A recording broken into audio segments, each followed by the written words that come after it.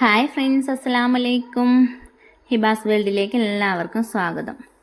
ഞാനൊരു തോരൻ്റെ റെസിപ്പി ആയിട്ടാണ് വന്നിട്ടുള്ളത്. നമ്മുടെ വയലറ്റ് കളർ ക്യാബേജ് കൊണ്ടുള്ള ഒരു നല്ലൊരു ഹെൽത്തി ആയിട്ടുള്ള ഒരു തോരനാണ്. ഒട്ടും കുഴഞ്ഞു പോകാതെ തന്നെയാണ് ഇത് റെഡിയാക്കുന്നത്.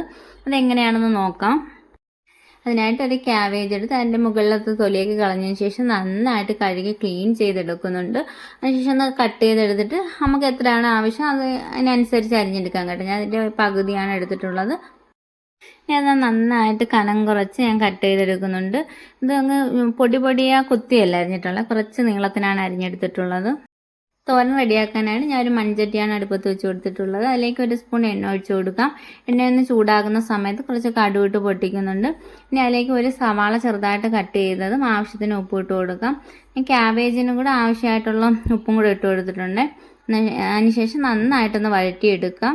ഇനി അതിലേക്ക് 1/4 സ്പൂൺ മഞ്ഞൾപ്പൊടി, ഒരു ബോൾ ചിരകിയ തേങ്ങയും കൂടി ഇട്ട് കൊടുക്കുന്നുണ്ട്. ഇട്ട് കൊടുത്തൊന്ന് നന്നായിട്ടൊന്ന് വഴറ്റിയെടുക്കുക. അതിൻ്റെ വെള്ളകറുപ്പം മാറി വരുന്ന സമയത്ത് അതിലേക്ക് നമ്മൾ ചതച്ച മുളകില്ലേ, കൃഷി ചെയ്തിട്ടുള്ള മുളക്, അത് ഒരു സ്പൂണ് എരിവിന് ആവശ്യമായിട്ടുള്ള ഞാൻ ഇട്ട് കൊടുക്കുന്നുണ്ട്. നിങ്ങൾ ഇട്ട് കൊടുക്കുമ്പോഴാണെങ്കിൽ കൃഷി ചെയ്ത മുളകൊന്ന് കുറച്ചിട്ട് പച്ചമുളക് കട്ട് ചെയ്ത് ഇട്ട് കൊടുത്താലും മതിയാകും. ഞാൻ പച്ചമുളക് ഇട്ട് കൊടുത്തിട്ടില്ലേ, ചതച്ച മുളക് മാത്രമേ ചേർത്ത് കൊടുത്തിട്ടുള്ളൂ. അതിനുശേഷം ഒരു 2 കറിവേപ്പിലയും കൂടി ഇട്ട് കൊടുത്ത് നന്നായിട്ടൊന്ന് വഴറ്റിയെടുക്കാം. ഇനി അതിലേക്ക് നമ്മൾ കട്ട് ചെയ്ത് വെച്ചിട്ടുള്ള വയലറ്റ് ക്യാബേജ് ഇല്ല, അത് അതിലേക്ക് ഇട്ട് കൊടുക്കും. ഞാൻ എല്ലാം ഇട്ട് കൊടുക്കുന്നുണ്ട്.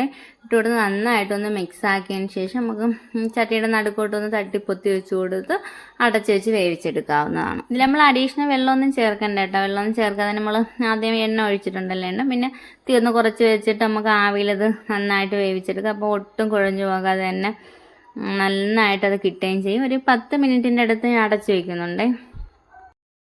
ഇതിൻ്റെ ഇടയ്ക്ക് മൂടി തുറന്ന് 1-2 വട്ടം ഒന്നും കൂടെ മിക്സ് ആക്കി ഇട്ട് കൊടുക്കാം കേട്ടോ. അപ്പോൾ എല്ലാം നന്നായിട്ട് വെന്ത് കിട്ടുകയും ചെയ്യും. ഇതാ 10 മിനിറ്റിൻ്റെ അടുത്ത് ആയിട്ട് നമ്മുടെ തോരൻ നന്നായിട്ട് റെഡിയായി കിട്ടിയിട്ടുണ്ട്. നല്ലതുപോലെ വെന്ത് ഒട്ടും കുഴഞ്ഞൊന്നും പോകാതെ തന്നെ കിട്ടിയിട്ടുണ്ട്.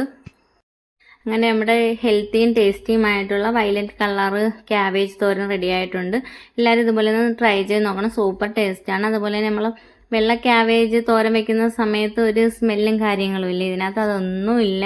നല്ല ടേസ്റ്റുമാണ്. ഇൻഷാ അല്ലാഹ് അടുത്തൊരു ഫുഡ് വീഡിയോ ആയിട്ട് കാണാം. വീഡിയോ ഇഷ്ടമായെന്നുണ്ടെങ്കിൽ ഒന്ന് ലൈക്ക് ചെയ്യാനും കമൻറ്റ് ഇടാനും മറക്കരുത്. പുതുതായിട്ട് കാണുന്ന കൂട്ടുകാർ ആരെങ്കിലും ഉണ്ടെങ്കിൽ ഒന്ന് സബ്സ്ക്രൈബ് ചെയ്ത് സപ്പോർട്ടാക്കാൻ മറക്കല്ലേ.